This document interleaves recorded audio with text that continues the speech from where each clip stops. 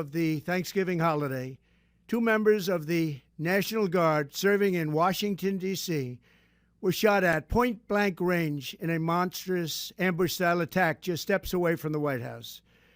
They had been deputized as part of the most successful public safety and national security mission in the history of our nation's capital, the D.C. Safe and Beautiful Task Force, which has achieved an unprecedented reduction in violent crime and crimes of all type. This heinous assault was an act of evil, an act of hatred, and an act of terror. It was a crime against our entire nation. It was a crime against humanity. The hearts of all Americans tonight are with those 2 members of the West Virginia National Guard and their families. The love of our entire country is pouring out for them, and we are lifting them up in our prayers. As we are filled with anguish and grief for those who were shot, we're also filled with righteous anger and ferocious resolve.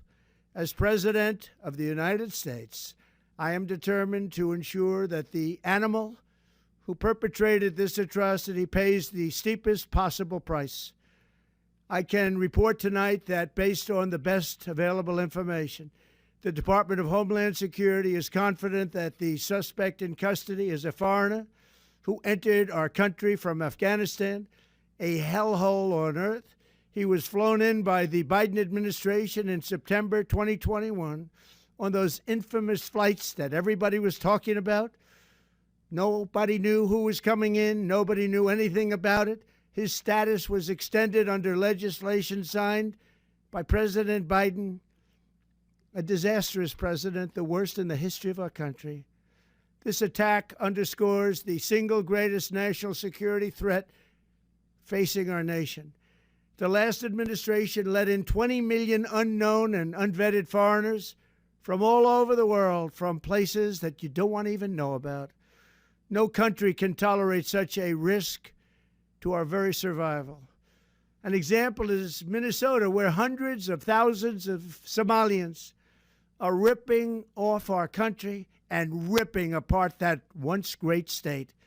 Billions of dollars are lost, and gangs of Somalians come from a country that doesn't even have a government, no laws, no water, no military, no nothing. As their representatives in our country preach to us about our Constitution and how our country is no good. We're not going to put up with these kind of assaults on law and order by people who shouldn't even be in our country.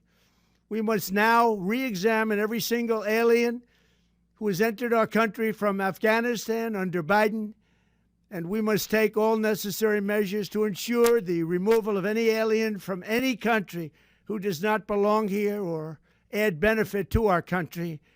If they can't love our country, we don't want them.